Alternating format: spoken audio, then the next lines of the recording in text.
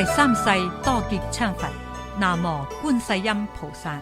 我以至誠之心繼續攻讀第三世多杰羌佛說法《藉心經》說真諦第二部分，藉經文說真諦。南無第三世多杰羌佛。呢度明確咁講俾我哋聽，如果話你要明白無上般若妙義，即本無生死可斷，亦無涅槃可證。若要了悟個中嘅三昧聖境，就係話要明白呢裏面嘅奧妙，證到呢個境界嘅話，咁樣你必須要依照佛菩薩教導嘅行持，要三業相應，身口意三業都得相應如法，依照上師所開示你哋嘅道理去做，否則就唔會明白呢個道理。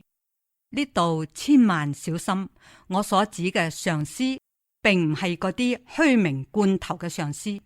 如果按照嗰啲唔懂真法諦嘅所謂上師講嘅去做，你就徹底完蛋啦，罪惡等住你嘅。將佢講穿咗，要依照我開示嘅一切行持，身口意都去照住做，先至會真正證到無上般若嘅妙義，先至會證到無生死可斷、無涅槃可證嘅道理和實相。有人正喺度想我是誰，我今日明講，我是誰唔重要，重要嘅係呢堂說法證明咗邊個才能有呢個真諦之法。何況有一天你哋會清清楚楚咁樣知道我是誰。一切都要攞成就嚟講說話嘅。現在講無苦集滅道，呢個無苦集滅道幾個字，乃指般若嘅大成之境。般若裏面佢分嘅層次非常多，有大成、小成、中成、密成，仲有斷片之分嘅層境，就係講根據各人嘅正境正德，而最後實際證到般若嘅境上。妄即是真，真即是妄。聖凡本一，只在一念之悟，悟生死即涅槃之理，於理之如如性空，這是煩惱即菩提，故無集可斷，無苦可捨，無道可修，無滅可證，四諦均無，故以無苦集滅道。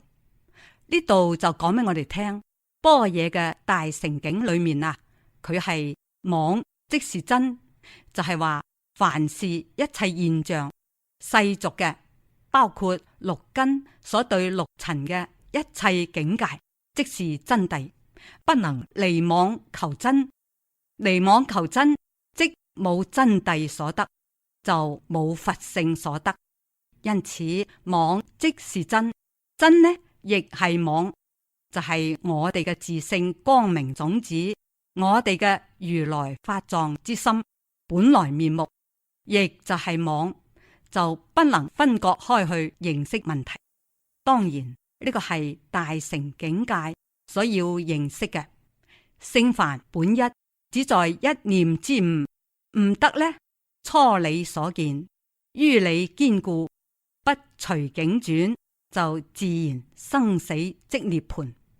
就係講生與死啊，就係涅槃嘅境界。呢個係指悟嘅人，煩惱呢就變為咗菩提。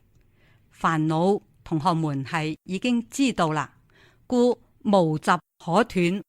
因此啊，明白呢個道理之後，不但冇可斷之集，冇苦可捨，同時無道去修，亦沒有道需要修，亦冇滅可證。咁樣將佢講詳細一啲，就係乜嘢呢？首先，一切凡俗積聚之妄執都唔需要斷，亦冇咩苦需要空掉，需要捨掉，亦冇咩法和道我哋需要去修，唔需要修道，唔需要修法，將佢講穿咗，無行可修。我再同你加一句，連修行都唔需要，亦無滅可證。所謂正滅，滅盡一切世俗輪迴之諸法，呈現真如妙諦之本來面目。呢個係一般人好難聽懂嘅。當你明心見性時，就會一目了然。響呢度講俾我哋聽，無滅可證，就係話唔需要乜嘢前念已去，後念未生，都唔需要，而要證到佛性嘅境界。妄念就係佛性，菩提就佛性。我哋凡夫所處嘅每一個境界都係佛性境界，呢裏邊就最容易混淆。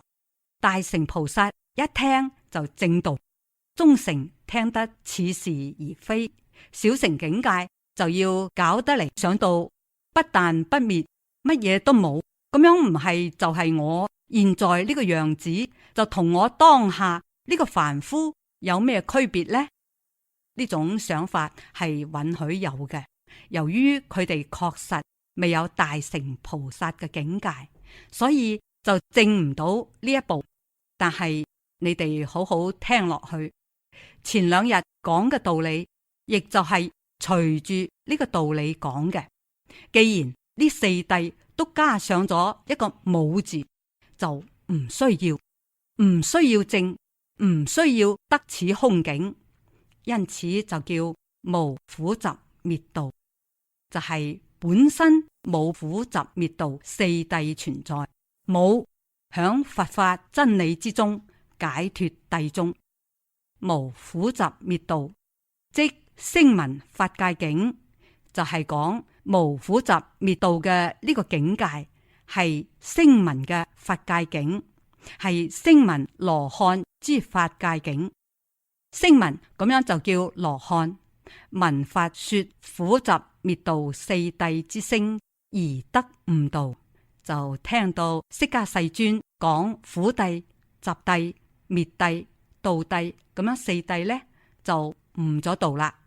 悟咗道就證到聲聞羅漢嘅境界，故稱聲聞，因此就稱為聲聞。現在大家想一想。呢個世界有好多活佛法師，動不動就以某大菩薩自居，可以講係可憐嘅。佢證到咗無苦集滅道嗎？羅漢都不如啊！今後會有好多西藏嘅活佛嚟到成都，走到全國乃至世界，嗰個時候你哋再睇吧，會證明我今日同你哋講嘅話嘅。此指空四諦之道理，呢度指嘅係將四諦點樣空無嘅道理。十二因緣和四諦係一個道理，咁樣就證明我哋上邊所講到嘅十二因緣同四諦係沒有差距嘅。佢哋之間嘅差距只能講係四諦呢就係十二因緣嘅一個歸納。就係講將十二因緣歸納總結精煉化，呢度所講嘅苦集二諦相當於十二因緣嘅流轉門，所講嘅滅道二諦相當於十二因緣嘅還滅門，講得非常清楚啦。就係話我哋今日呢個裏面講嘅呢個苦集二諦，就係前二諦。就等於係十二因緣裏面講嘅流轉門，順觀流轉門嘅道理。昨天晚上講嘅咁樣所講到嘅滅道二諦呢，就等於係十二因緣嘅還滅門啦。好啦，現在下課，明天繼續講。同時要同同學們提醒一下，關於菩薩護法響我哋課堂出現嘅事，都冇苦集滅道啦，仲有咩可取可執法呢？亦唔可以響外面去講，就地唔執着，將佢從八識心王中消失吧。第三世多杰羌佛說法《藉心經》說真諦，今日就恭讀到呢度。無限感恩。南無第三世多杰羌佛。